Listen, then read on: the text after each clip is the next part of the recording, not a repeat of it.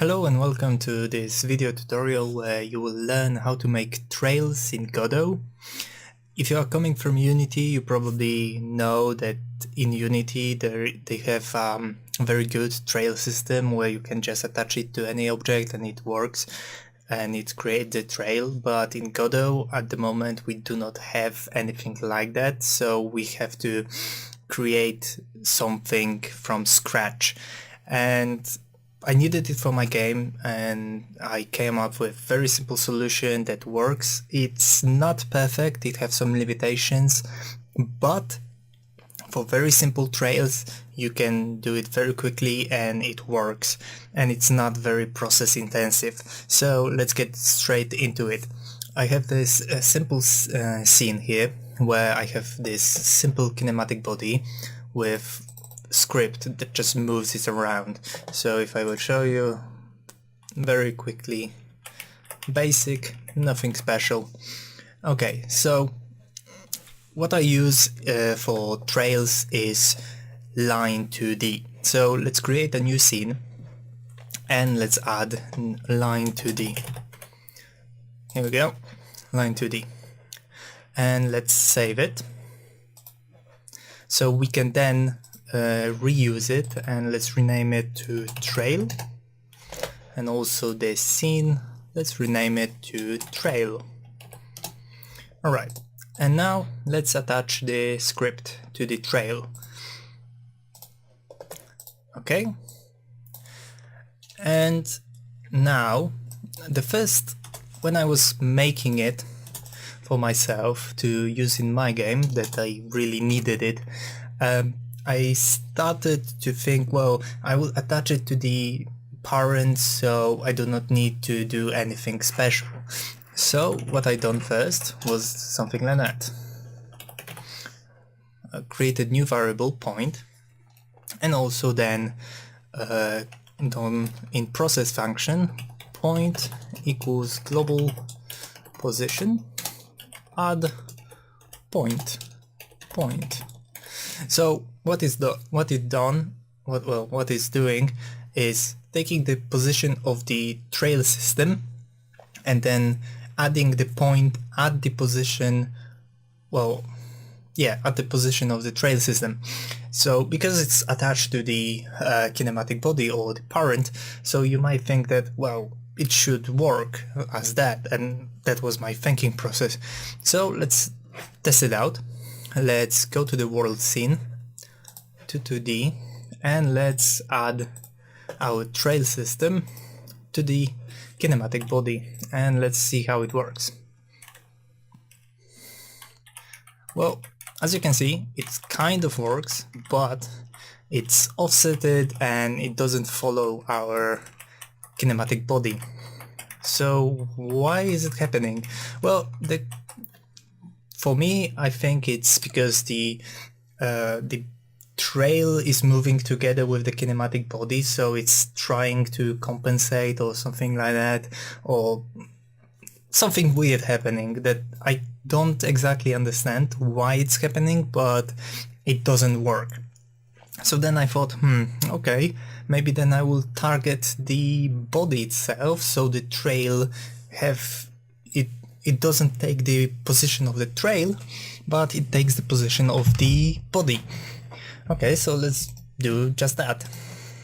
So let's create new variable target, and also let's export node path variable target path, and also in ready function let's make target equals get node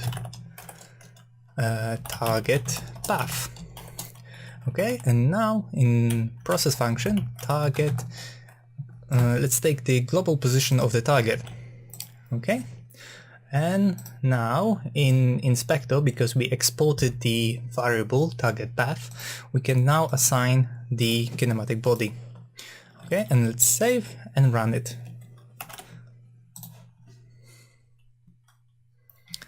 It still don't work. Okay, that was my thinking process. So then I thought, maybe I will freeze the position of the trail system, maybe then it work. Okay, let's do that. So in process function, let's set global position to vector 2 0 0. Because we are using global position, it will set the trail system to the origin of the scene, not the origin of the parent.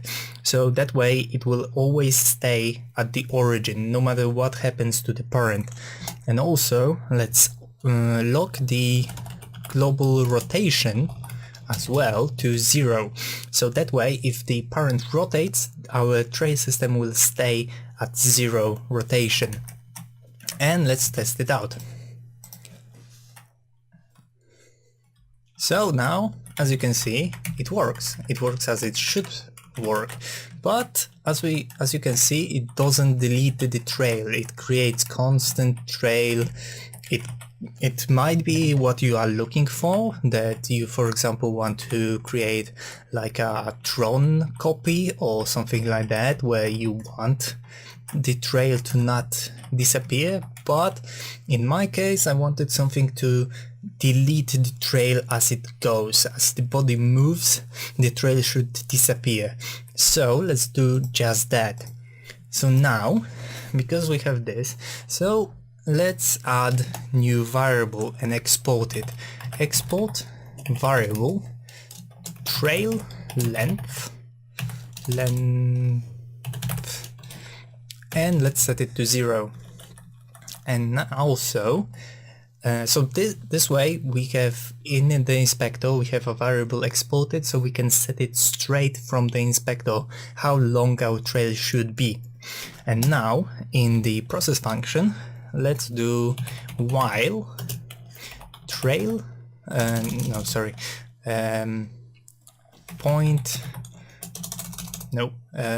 get point count is more than our trail length, then remove point at index 0. So what it is doing is basically if amount of points in the array of trail is more than our trail length, so for example 10, so it will delete the first point that was created in the array. So let me show you what happens when we run this code, and also let me set quickly the trail length to 10. And whoops, fighting with the editor. Okay, let's do this. So now, as you can see, it deletes, constantly creates point every frame. And also, when the amount of points reaches 10, or well, it reaches 11, then it deletes the oldest point. So if you think about it, then the oldest point will be at the end of the trail, not at the start, because the newest point will have the highest indexed, not the lowest one. So now, okay, it looks good, but we can improve it. So let's do a few changes to our trail. For example, let's set Z index to -1, so it appears behind our object. And also let's add some gradient. Okay, and now if you're thinking about gradients, you think from right to left. In this system you think from left to right. In this system you think from right to left. So if we want, for example, to for our trail to disappear over time, then we will do something like that. Let's say it will be red, and also let's set alpha to 0. And in this point, let's set it to red and alpha fully saturated. And now let's do trail and maybe improve the width to 20. And now, if you will take a look, it nicely fades away. Okay, so about the limitations of this system. You cannot set the width of the trail over time because it's the limit of the Line2D. If you probably could modify the Line2D from C++, but I am not capable of doing it. I do not know C++ that well to mess with it. And also you cannot use the tween. For some reason tween is changing the behavior of the child, and it's moving the child together with the body, the parent. So if you will tween the parent, it will also tween the child, so we will lose the freezing position of the trail, so it will no longer be at the origin, so it will create the same effect that we had at the start. And I think that's mostly the limitations of this system, if I'm correct. Yeah, and that's it basically. That's all you need to create a very good looking trails that are very simple. Of course,